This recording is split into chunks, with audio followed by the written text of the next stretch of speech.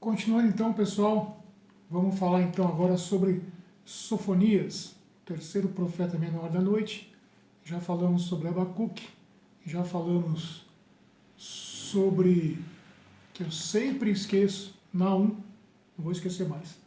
E agora a gente vai falar sobre Sofonias, o Senhor esconde, o Senhor protege.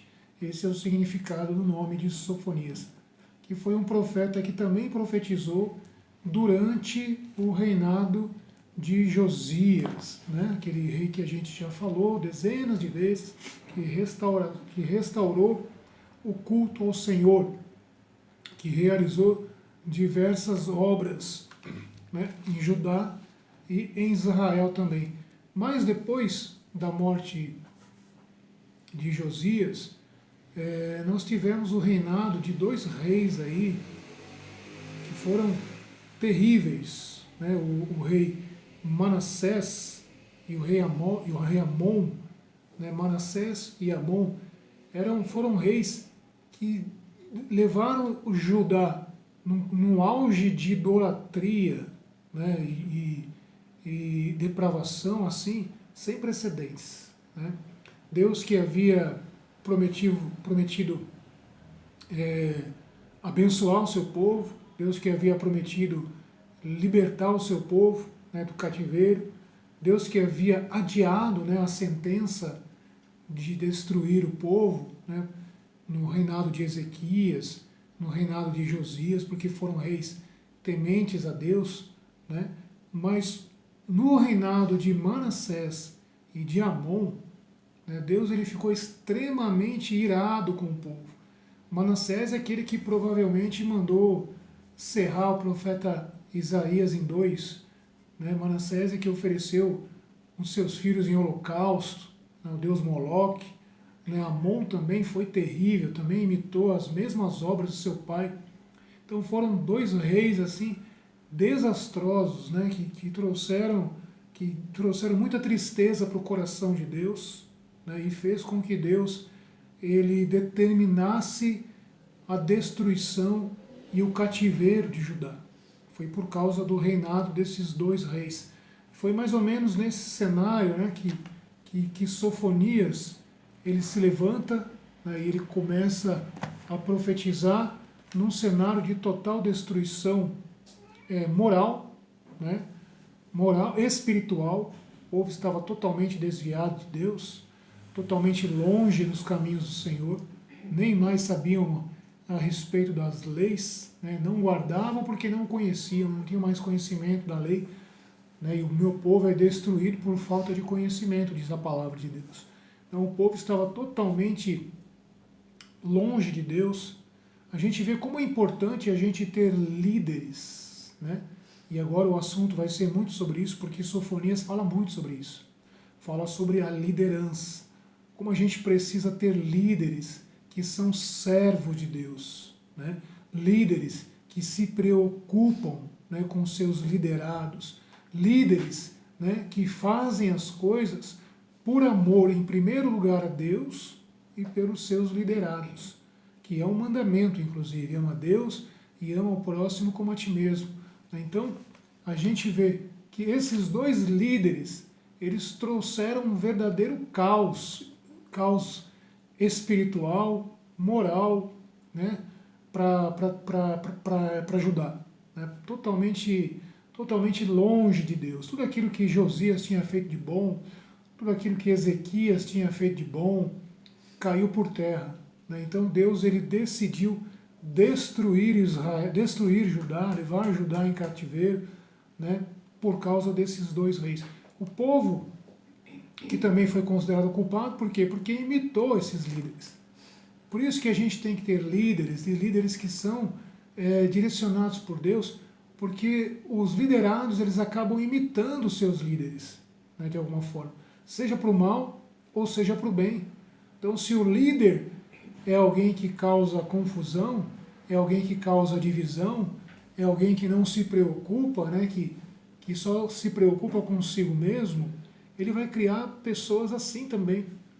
Da mesma forma que ele é egoísta, ele vai criar pessoas egoístas, né? As pessoas vão imitá-lo, né? Então, para a gente entender como a liderança é uma questão séria, né? Inclusive nas igrejas também, né? Nos ministérios de hoje. Os líderes, eles têm que se importar com os seus liderados, né? Tem que se importar com a alma, porque são almas, são vidas, são pessoas que estão ali, que têm problemas, que têm dificuldades, né? Que têm coisas ruins que precisam ser tratadas, que precisam ser curados, né? São ovelhas que pertencem a Deus. Jesus, quando ele encarrega Pedro de ser o líder da igreja, Jesus ele fala assim para Pedro: Pedro, apacenta as minhas ovelhas, apacenta os meus cordeiros. Então Jesus já estava deixando bem claro que as ovelhas não pertenciam a Pedro, as ovelhas pertenciam a Jesus. E é a ele que Pedro iria dar conta. É a ele que Pedro iria dar conta. Então, a liderança, né, e Sofonias vai falar muito sobre isso, sobre a liderança, ela exerce um papel fundamental, né, fundamental. Se ela for temente a Deus, se ela estiver direcionada pelo Espírito Santo, se ela estiver debaixo do poder e da unção de Deus, tudo vai bem. Agora, se ela está liderando de forma que não condiz com a palavra de Deus, ou seja, se ela não está amando, né, os seus liderados, tratando com amor, né, com zelo, né, com responsabilidade, com temor, né, com almas que ela vai prestar contas, aí é sério, é muito sério. E a gente vai ver o que acontece aqui, o que aconteceu justamente. Um dos motivos da destruição do povo foi os seus líderes relaxados, os seus líderes, os seus pastores, né, os seus líderes, os seus juízes, que apacentavam a si mesmos e não apacentavam o povo de Deus. Cada um fazia o que achava melhor, não eram exortados, não eram repreendidos, não eram ensinados, né, como tem que ensinar, que a palavra de Deus ela tem que ser ensinada da forma correta, né, tem que ser, se tiver que repreender, tem que repreender, se tiver que exortar, tem que exortar. Né, eram líderes gananciosos, eram líderes que só se preocupavam com a parte, com o retorno que eles teriam, né, desses liderados. Só ensinavam por dinheiro, né? Ou se tivesse algum retorno, alguma coisa ali que fosse vantajosa. Então, uma das causas que levou o povo a ser cativo foi justamente a sua liderança. O Senhor esconde, o Senhor protege, o significado de Sofonias, que a gente já viu, profetizou nos dias de Josias, rei de Judá. O tema do livro, né, o assunto principal, e é o profeta que mais trata sobre isso, é o dia do Senhor, né, aquele dia terrível que Deus separou para punir não só Judá, mas todas as nações. Repara que nesse momento Deus ele traz uma revelação tão forte, parece que Deus ele perde a paciência por causa de Manassés e Amon, que foram reis terríveis. Depois vocês vão dar uma releitura aí sobre o reinado desses dois reis. Manassés e Amon foram os dois piores, foram os mais terríveis. Deus ele ficou tão irado nessa época, ficou tão irado com esses dois reis e com o povo, que Deus ele usa esse assunto, o dia do Senhor, de uma forma mais detalhada. Esse profeta ele fala justamente sobre esse dia, que é o tema, inclusive, do seu livro, de uma forma mais detalhada. Quer dizer, a ira de Deus Deus ficou tão irado que a ira não seria apenas com relação a Judá, mas estenderia para todo mundo. Né? Deus ele ficou tão irado que a sua ira se estendeu para todo mundo, para todas as pessoas. Mas esse tempo foi reservado. Deus mostrou para Sofonias, né, que esse tempo de ira é um tempo que já está determinado, não vai voltar atrás. Né? Deus já determinou que futuramente, isso ainda não aconteceu, que futuramente vai ter um dia onde Deus vai se vingar dos seus inimigos e Deus vai trazer para fora tudo aquilo que Ele segurou, que Ele suportou de nós, né, do ser humano, dos nossos egoísmos, das nossas mentiras, das nossas falsidades, das nossas maldades, né, do sangue que foi derramado, né, dos assassinatos, dos roubos, das prostituições, das violências. Deus ele separou um dia que Ele vai se vingar de tudo isso, que Ele vai destruir tudo isso, né, e com fúria, né, com ira, né, porque Deus ele tem guardado isso, né, tem guardado. E assassinar não é só pegar um revólver e matar. Assassinar não é só isso. Quando nós falamos alguma coisa que entristece alguém, e essa palavra mal falada faz com que a pessoa se desvie da igreja e ela se perca, isso também é um assassinato. E muitos líderes estão assassinando os seus liderados. Tem muitas pessoas que estão morrendo, sendo assassinadas dentro da igreja, dentro dos ministérios, por causa de palavras erradas, de palavras mal colocadas. Pessoas estão morrendo espiritualmente, pessoas estão deixando de ir para os ministérios, pessoas estão perecendo por aí, e muitos que conhecem a palavra estão desviados por causa de uma palavra maldita. E essas pessoas foram assassinadas. Esse sangue vai ser cobrado também. Vai ser cobrado, porque quem cometeu esses assassinatos está com a mão manchada, com a mão suja de sangue. E Deus vai pedir contas desse sangue que foi derramado também. Sofonias trata sobre isso, que vai ser um tempo terrível.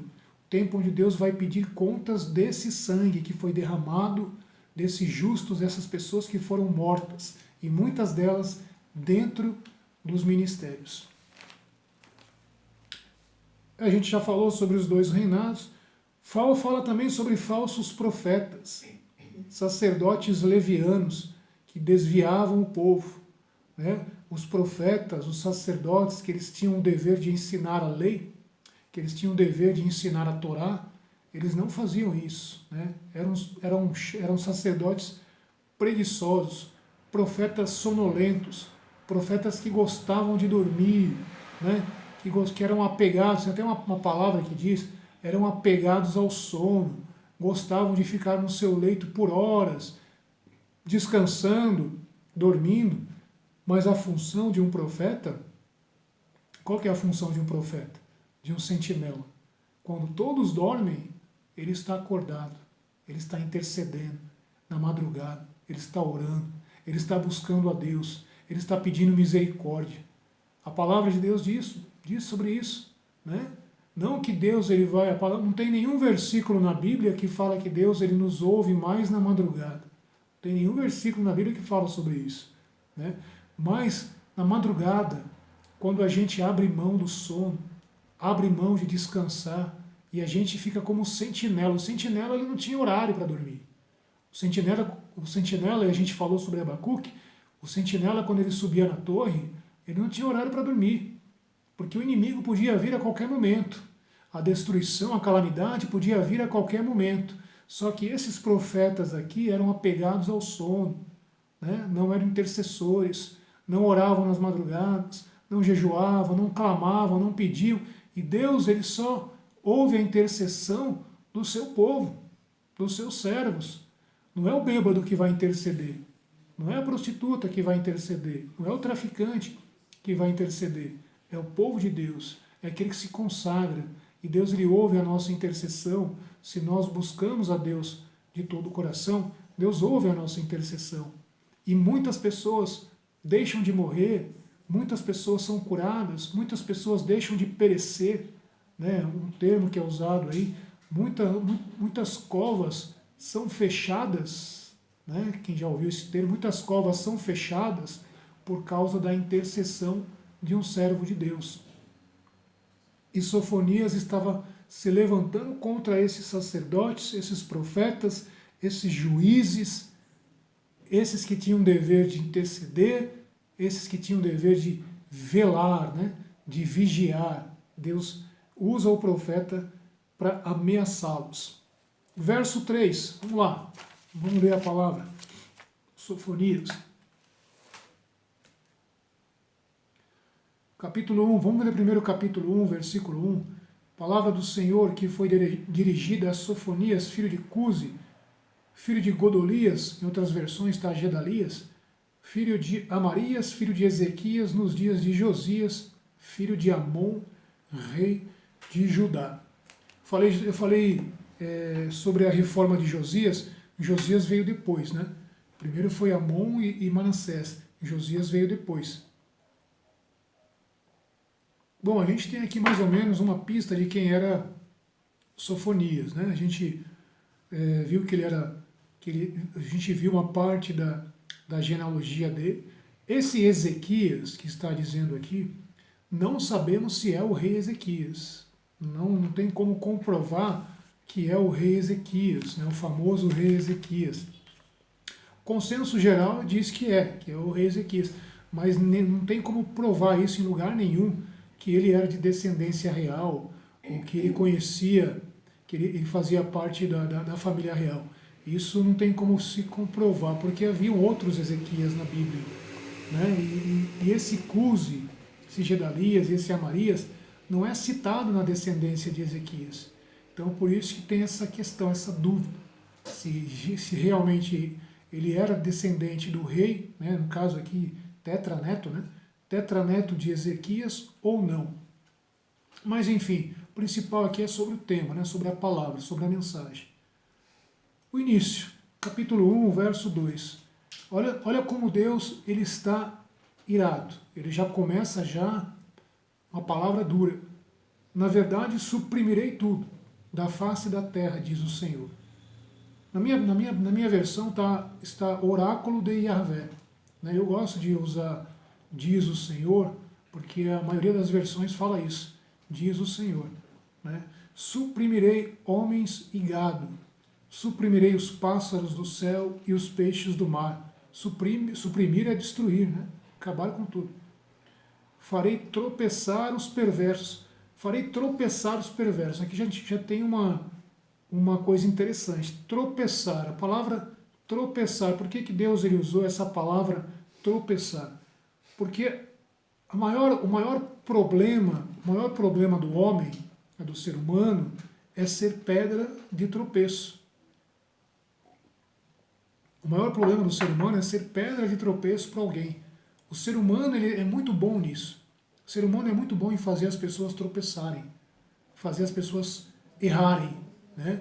O ser humano tem facilidade para isso. Fazer com que a pessoa que está tentando trilhar o caminho correto, ela tropece, ela cometa alguma falta. O que é tropeçar? Tropeçar é pecar, né? Cometer um tropeço é errar, é pecar. Então, o castigo de Deus vai ser sobre aqueles que fazem os outros tropeçarem, que fazem os outros pecarem, né? Caírem. A gente vê até no Novo Testamento, Jesus fala sobre isso. Ele fala, ai daquele que fizeram destes meus pequeninos tropeçar. Melhor fora colocar uma pedra no seu pescoço e ser jogado no fundo do mar, né, do que fazer um desses pequeninos tropeçar. Então, repara que Deus ele é intolerante para pedras de tropeço. Ele é intolerante. O que é uma pedra de tropeço? Por exemplo, um traficante que oferece uma droga. Ele é uma pedra de tropeço. Ele está fazendo alguém pecar. Uma mulher que fica nua está fazendo um homem pecar. É uma pedra de tropeço. Um homem também, né, que comete coisas ali que vão fazer com que outros um político, por exemplo, que rouba, está fazendo com que as pessoas se revoltem, né, com que as pessoas tropecem. Então, o maior alvo de Deus aqui no começo do livro de Sofonias é exatamente aqueles que fazem os outros tropeçarem, que fazem os outros caírem. Nós temos que ser pessoas que fazem com que as pessoas queiram conhecer a Deus e não se afastar dele com a nossa vida. Quando a pessoa olha para a gente, quando as pessoas olham para a gente, elas têm que ver algo diferente, elas têm que ver o brilho de Deus, elas têm que sentir vontade de conhecer o nosso Deus, não se afastar. E muitas pessoas, elas fazem com que outras se afastem de Deus pelo seu modo de viver, pelas coisas que fala, pelas coisas que externa, pelo seu comportamento, né? Acaba fazendo com que as pessoas tropecem, inclusive dentro dos ministérios. Quando tem uma fofoca aqui, quando tem uma mentira ali, né? Quando tem algo acontecendo ali mal, a gente acaba vendo aquilo e a gente, por ser fraco, né? Por ser humano e por ser fraco, a gente acaba tropeçando. Não deveria, né? Não deveria. Tanto aquele que tropeça quanto aquele que causa tropeço vão ser punidos por Deus. Aquele que causa tropeço vai ser punido mais ainda. Mas aquele que tropeça também vai ser punido. Não é uma desculpa, eu tropecei porque colocaram uma pedra no meu caminho. Não. Você podia se desviar. Você podia se desviar. A palavra de Deus diz isso. A gente pode se desviar, a gente não é obrigado a pecar. Mas a palavra de Deus está dizendo aqui, aqueles que causam tropeço vão ser punidos. Primeiramente, em primeiro lugar. E aí, continuando, versículo 4. Estenderei minha mão contra Judá e contra os habitantes de Jerusalém. Aniquilarei deste lugar o resto de Baal. Então, repara que nesse tempo aqui, ainda havia resquícios, né, do culto a Baal. Aquele culto que quase foi extirpado na época do rei Jeú, na época quando Jeú ele destrói todos os sacerdotes ali de Baal, né, depois que morre o rei Acás, e depois que Jezabel também é morta pelo rei Jeú. Né, então, ali naquela época, o culto a Baal foi quase extinto, foi quase eliminado. Mas aqui Deus está dizendo na época de Sofonias, hein? Isso já próximo do cativeiro babilônico, já próximo do governo de Josias, ainda existia um resto que cultuava Baal, né, que adorava esses falsos deuses. O nome dos sacerdotes dos ídolos, que inclusive haviam até sacerdotes, né? Haviam sacerdotes no templo que adoravam a Deus e haviam sacerdotes que cultuavam esses falsos deuses, né? Os que se prostram nos telhados diante do exército dos céus, que adoram o céu, né? Adoram as estrelas, no caso, né? Os que se prostram diante do Senhor e juram por Melcom, olha só. Crê em Deus, adora a Deus, né? Serve a Deus, mas também serve a esse Deus Melcom.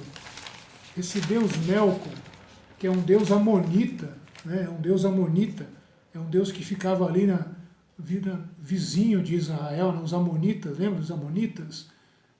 Que eram descendentes de Ló, com a filha mais nova. Então, estavam causando também, olha o tropeço aí. Os amonitas e os moabitas, eles sempre foram pedra de tropeço na vida de Israel. Quando o povo estava saindo do Egito, que eles estavam chegando ali próximo de Moabe e de Amon, que aquelas mulheres ali que praticavam idolatria, aquelas estrangeiras cananitas, né, na região ali de Moabe, de Amon, elas começaram a seduzir os homens e eles começaram a praticar idolatria. Então, olha aí os tropeços, as pedras de tropeço. Essas pessoas foram mortas, né? Tanto aqueles que praticaram a idolatria, que foram seduzidos, quanto aqueles que foram a pedra de tropeço, né? O juízo de Deus veio sobre todos. Mas a gente vê que Israel sempre teve como pedra de tropeço os seus vizinhos. A mesma coisa na nossa vida, né?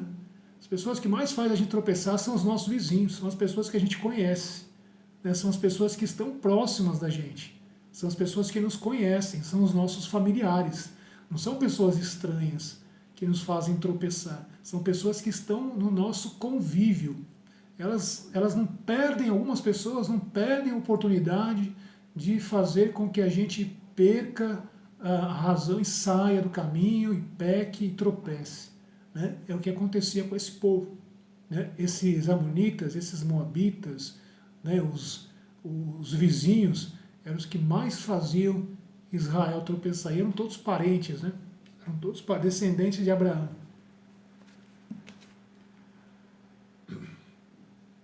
Aí eu falei sobre Deus mal com o verso 6. Se afastam do Senhor, que não procuram o Senhor nem o consultam. E aí está falando agora sobre aqueles que são o quê? Ateus, né? Também está falando sobre aqueles que são ateus, aqueles que nem querem saber a respeito de Deus. Para eles, Deus não tem poder para fazer nada. Né? Então Deus está dirigindo uma palavra para aqueles também que não se importam com Deus. E não só os ateus, mas aqueles que creem em Deus, mas não têm conhecimento nenhum de Deus. Que crença é essa? Né? Que fé é essa? Sabe que Deus existe, sabe que Deus é poderoso, né? Sabe que Deus ele é misericordioso, mas só conhece o Salmo 23 e só conhece o Salmo 91. Não tem conhecimento nenhum acerca de Deus. Né? É contra esses também, que não querem saber de Deus, não querem saber das coisas de Deus, só querem saber do seu mundinho particular. E aí depois o verso 7, silêncio diante do Senhor, pois o dia do Senhor está próximo. Essa é a parte chave do livro, né? Sim, o Senhor preparou um sacrifício, ele santificou os seus convidados. Quem são esses convidados? Apresenta-se o dia do Senhor como um sacrifício. Né? Um sacrifício. O que é o sacrifício? Sacrifício é quando aqueles animais eram levados para serem mortos, né? No templo. O sangue escorria ali. Né? Só que o sacrifício aqui vai ser humano.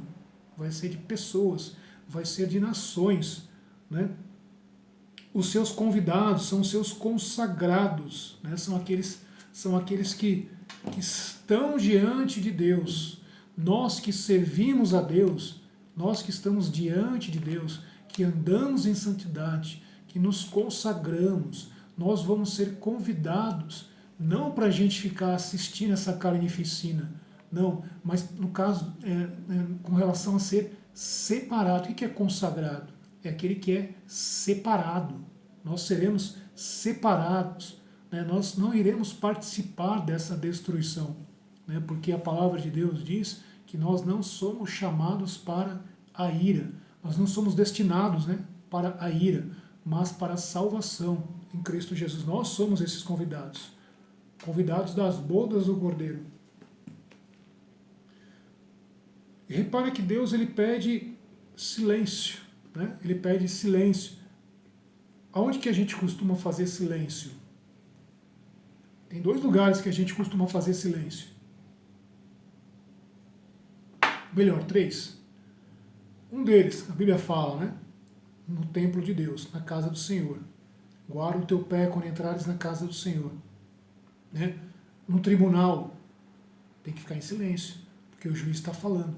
Né? Em outro lugar, no cemitério, no velório. Então, quer dizer, é exatamente o que vai estar acontecendo. Vai estar acontecendo um tribunal, o juiz vai estar falando, todos têm que ficar em silêncio, né, para ouvir a sentença que o juiz vai dar. E essa sentença vai causar mais silêncio ainda, porque as pessoas vão estar como se estivessem diante o quê? De um funeral, né, de tantas pessoas que vão perecer, pessoas que não se importam com Deus, né, pessoas que não estão preocupadas com as coisas de Deus. Acontecerá que no dia do sacrifício do Senhor visitarei os príncipes. Quem são os príncipes? Aqueles que tinham o dever de orientar o povo. Né? Em outras versões fala os juízes, os líderes, né, que têm o dever de orientar o povo. Os filhos do rei, né, a corte, né, e os que se vestem com roupas estrangeiras. Aí está falando dos estrangeiros também. Visitarei naquele dia todos os que saltam o degrau. Essa frase, saltam o degrau, isso era uma superstição que alguns tinham, né? Tinha que saltar o degrau. Era uma superstição, assim como muitos hoje, que não passam debaixo de escada, que não cruzam com gato preto. Eram superstições que eles tinham, né? Inclusive tem muitos cristãos que são supersticiosos, né? Que tem muito cristão que se colocar uma escada ali na porta da igreja ele vai desviar, né? Porque acha que vai ser amaldiçoado, que vai acontecer alguma coisa ruim. Então a superstição, né, parece que é engraçado, mas é uma coisa séria, né, você ter superstição. E a gente vive num país muito supersticioso, né, as pessoas são muito supersticiosas. Tem gente que deixa elefante na estante, né, tem gente que deixa coruja na parede para trazer bons fluidos, para espantar o olho gordo, né? Inclusive muitos cristãos, isso que é sério. Se fosse uma pessoa que não conhecesse a palavra de Deus, tudo bem, mas uma pessoa cristã, pessoa que se diz cristã, ser supersticiosa não faz sentido, né? Porque quem que nos protege? Quem nos protege é Deus. Agora, se estamos em pecado, você pode colocar a floresta inteira na sua parede. Se você está em pecado, você pode colocar girafa, elefante, pode colocar coruja, borboleta para te proteger, que você vai sofrer, né? Porque nós temos que andar diante de Deus. Sal grosso, né? Se você está em pecado, não adianta a marca do sal, não vai te salvar. Pode colocar grosso, fino, pesado, não vai resolver, né? Tem pessoas que usam a folha de arruda, né? Fitinha. O Brasil é um país muito supersticioso. Fitinha para proteger contra mal olhado, né? Tudo isso é que o povo aqui, alguns, né, desse povo faziam. Estavam prestes a ser destruídos, estavam prestes a ser levados em cativeiro, mas o salzinho estava ali. O salzinho estava do lado ali, o salzinho grosso estava ali para proteger. Estava com a vida toda torta, estava em adultério, estava em prostituição, estava em fornicação, estava mentindo, estava roubando, estava fazendo um monte de coisa errada. Mas a corujinha estava na parede para protegê-lo. A fitinha estava penduradinha ali na porta, então estava tudo bem. Não ia acontecer nada. Contra os comerciantes, fala também sobre os comerciantes, né? Naquele dia, diz o Senhor, um grito se levantará da porta dos peixes. Por que a porta dos peixes? A porta dos peixes era uma porta que ficava no templo ali, que era virada para um bairro onde tinha bastante comércio, né? Inclusive comércio e tinha de peixes também, né? Porque era próximo do mar da Galileia, então havia ali havia comércio de peixe. Inclusive quando Jesus chamou os apóstolos, chamou Pedro, João e Tiago, que eram pescadores, eles provavelmente estavam ali próximos da porta do peixe, né? Quando foram chamados. Urros da cidade nova e grande ruído dos montes. Urrai, habitantes de Mactes. Habitantes de Mactes. Mactes era um bairro que justamente ficava ali em Jerusalém, que vivia do comércio, né? Então, Deus está falando sobre isso. Por que Deus está se levantando contra os comerciantes? É errado ser comerciante? É pecado ser comerciante? É errado eu querer vender peixe? Não, não é errado, não era sobre isso. Não era contra isso que Deus estava se levantando, né? Que Deus estava usando o profeta para trazer ameaças. Mas era contra as balanças enganosas, era contra as mentiras, né? Eles pegavam um peixinho lá, eles colocavam umas pedrinhas na balança, e ao invés do peixe ter 500 gramas, tinha